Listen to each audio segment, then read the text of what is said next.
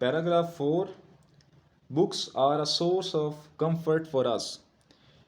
किताबें हमारे लिए राहत का ज़रिया हैं। बुक्स आर अ सोर्स, ज़रिया है, ऑफ कंफर्ट, राहत का, सुकून का, इत्मीनान का, फॉर अस, हमारे लिए। They are a safe shelter, वो एक महफूज पनाहगाह हैं। थ्रू आउट ह्यूमन हिस्ट्री, पूरी इंसानी तारीख में, man has found peace in the written works, इंसान ने सिर्फ लिखे हुए कामों में ही पीस पाया है, सुकून पाया है। बुक्स आर ब्रिजेस, किताबें ब्रिजेस हैं, यानी पुल हैं। बुक्स आर ब्रिजेस, पुल हैं। थ्रू देयर पेजेस, अपने सिफ़ात की मदद से, अपने सिफा थ्रू देयर पेजेस, उनके सिफ़ात की मदद से, we make our contact with society, हम मुआशरे के साथ, हम लोगों के साथ अपना राब्ता कायम कर पाते हैं किताबों की उन सिफ़ात की वजह से, क्योंकि किताबें जो हैं ये ब्रिजेस हैं, ये पुल हैं। Those who read more are better prepared to face the world than those who don't read. Those who read more, वो लोग जो ज़्यादा पढ़ते हैं, ज़्यादा मुताला करते हैं, are better prepared, वो ज़्यादा अच्छे तरीके से तैयार होते हैं, to face the world, दुनिया का सामना करने के लिए, than those who don't read, उन लोगों की निस्बत जो लोग मुताला नहीं करते, जो लोग पढ़ते नहीं हैं। पैराग्राफ 5, दो reading a book connects us with humanity, अगरचे किताब का पढ़ना हमें इंसानियत से जोड़ता है। It is also the last truly private act, अगरचे किताब पढ़ने से हमारा इंसानियत से रब्ता कायम हो जाता है। इट इज़ आल्सो, ये भी है, the last truly private act, एक हकीकी तौर पर ऐसा आखिरी प्राइवेट, आखिरी ज़ाती अमल है, इन अ वर्ल्ड, दुनिया में, that has become to public, जो पब्लिक में से हर एक के इल्म में भी आ जाता है। यानी एक प्राइवेट एक्ट भी है यह, और ये कोई ऐसा प्राइवेट एक्ट है जो दुनिया के सामने भी आ जाता है। It is also the last truly private act, ये दुनिया में हकीकी तौर पर, it is also the last truly private act in a world that has become to public, ये दुनिया में हकीकी तौर पर ऐसा आखिरी प्राइवेट फेल भी है, अमल भी है, जो पब्लिक में हर एक के इल्म में भी आ जाता है। यानी हर एक को इसका पता चल जाता है जब आप पढ़ते हैं। जब आप पढ़ते हैं तो आपके अंदर चेंज आता है, तब्दीली आती है, और वो होता है एक्चुअली आपका प्राइवेट एक्ट है। लेकिन जब आप पोजीशन लेते हैं, जब आप डिग्री लेते हैं, तो दुनिया को पता चलता है कि ये इसका जो प्राइवेट एक्ट था उसकी वजह से आज इसे नवाज दिया गया, रिवॉर्ड मिला। एज अ नरिशमेंट, नरिशमेंट का मतलब होता है वैसे तो ग़िज़ा, नरिशमेंट यानी किसी चीज़ को जो आपके अंदर जो बढ़ोतरी हो रही होती है, किसी भी चीज़ की नशो नुमा टाइप की जो हो रही होती है, इसी तरह एक बॉडी की नशो नुमा के साथ साथ इंसान की जो जहन की नशो नुमा है, जहन की जो ग़िज़ा है, वो क्या है? रीडिंग है, मुताला है।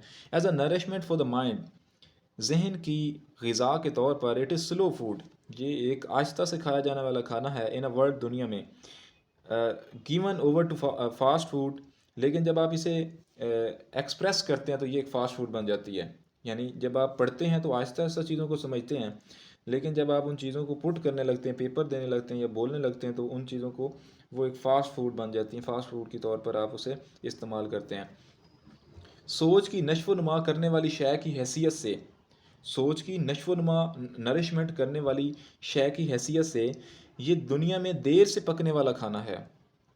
ये दुनिया में, it is slow food in the world, दुनिया में देर से पकने वाला खाना है। जैसे फास्ट फूड तेज़ी से पकने वाले खाने के तौर पर इस्तेमाल किया जाता है। यानी मैंने अपने 50 साल का एक्सपीरियंस एक किताब में लिख दिया है। अब मेरा वो जो किताब है वो आपके लिए एक फ़ास्ट फूड है, उसे आप 1 मिनट में समझ सकते हैं। हालांकि मेरी वो 50 साल पर मुहित रिसर्च है जो मैंने आपके साथ शेयर किया है।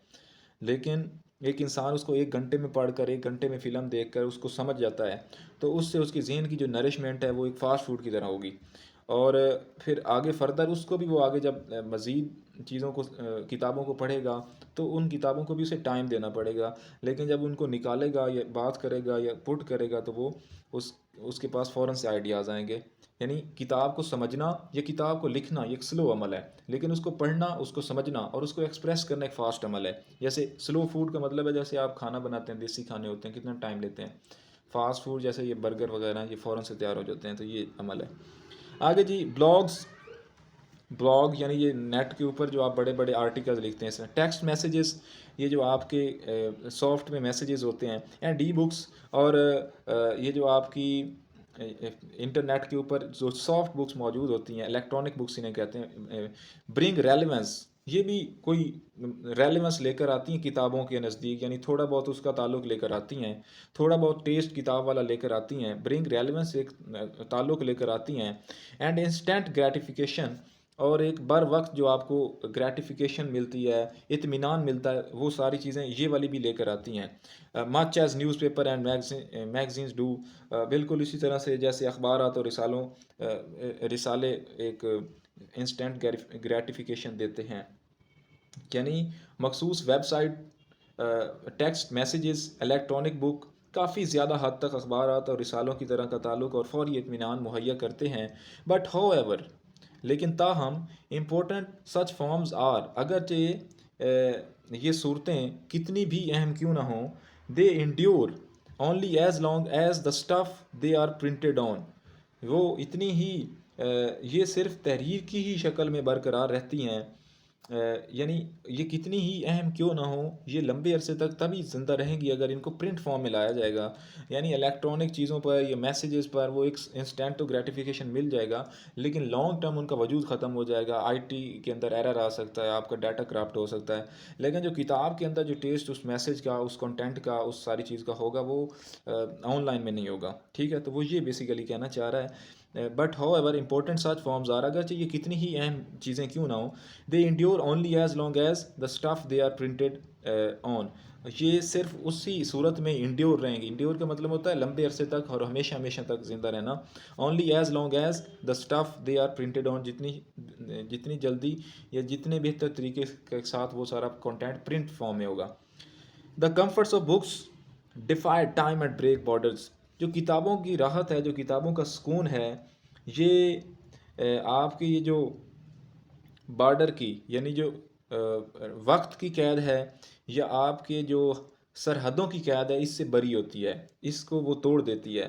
ठीक है, द कम्फर्ट्स ऑफ बुक्स, किताबों का सुकून, defy time and break borders, किताबों से मिलने वाली राहत वक्त की पाबंदियों से आज़ाद हैं और सरहदें तोड़ देती हैं। डिफाई टाइम का मतलब है वक्त से आज़ाद होती हैं।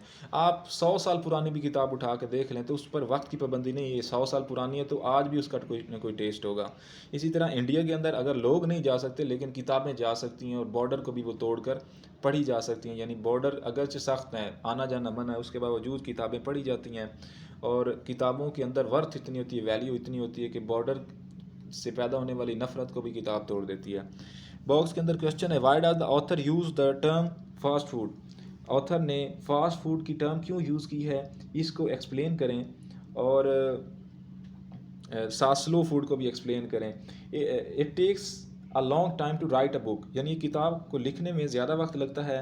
It is just like preparing a slow food, तो ये एक क्या है, स्लो फूड है। A reader studies comprehend and enjoy this book at a fast food, जो बात मैंने अभी आपको बताई है कि रीडर उसको पढ़ता है, समझता है और उसको फास्ट फूड की तरह एंजॉय करता है, लेकिन उसको लिखने में काफ़ी टाइम लग जाता है। Last paragraph, 6 paragraph, it is important, ये एक अहम बात है, that we work to give every person the opportunity to enjoy books, ये एक अहम चीज़ है कि हमें हर आदमी को ये मौका देना चाहिए कि वो किताबों से महजूज हो, किताबों से लुत्फ़अंदोज़ हो। To give every person to opportunity, मौका, to enjoy books as a shelter, एक पनाहगाह के तौर पर, सस्टेनेंस, सामान ज़ीस्त के तौर पर, ज़िंदा रहने के सामान के तौर पर, एंड रोड्स फॉरवर्ड, और आगे के लिए उसका आगे बढ़ने की शाहराह के तौर पर। यानी ये बात अहम है कि हम हर शख्स को ये मौका देने के लिए काम करते हैं कि वो किताबों से बतौर पनाहगाहों, ज़िंदा रहने के सामान और आगे बढ़ने की शाहराहों के तौर पर फ़ायदा उठा सके। शेल्टर भी हैं, हमें ये एक शेल्टर के तौर पर हमारे काम आती हैं। सस्टेनेंस, ज़माने ज़ीज़, यानी ये एक ज़िंदा रहने के लिए सामान है। जो लोग किताबें नहीं पढ़ते वो तकरीबन ख़त्म हो चुके होते हैं। यही कायद-ए-आज़म का आखिरी फरमान भी है कि तालीम की दौड़ में जो लोग पीछे रह जाएंगे वो नाकाम हो जाएंगे, शायद उनका वजूद भी ख़त्म हो जाए। एंड रोड्स फॉरवर्ड, और आगे के नए नए रास्ते, नई नई राहें दिखाती हैं। To imagine a world without books is to imagine a world without thought, किताबों के बगैर दुनिया को तस्वर में लाना बिल्कुल ऐसे है। ये टाइटल जो इस यूनिट का जो टाइटल है उसको एड्रेस कर रहा है। To imagine a world without books is to imagine a world without thought, feeling, compassion, history और वाइस, किताबों के बगैर किसी दुनिया का तसव्वुर करना इसी तरह जैसे गौर व फ़िक्र, एहसास, हमदर्दी, तारीख़ या आवाज़ के बगैर किसी दुनिया का तसव्वुर किया जाना है। यानी अगर ये सारी चीज़ें ना होती, ना गौर व फ़िक्र होता, एहसास ना होता, हमदर्दी ना होती, तारीख़ ना होती और आवाज़ भी ना होती, तो दुनिया कितनी बेजान सी होती। तो ये किताबें ही हैं जिनकी वजह से ये सारी चीज़ें हैं, इसलिए किताबों के बगैर दुनिया का तसव्वुर बिल्कुल फ़ज़ूल है।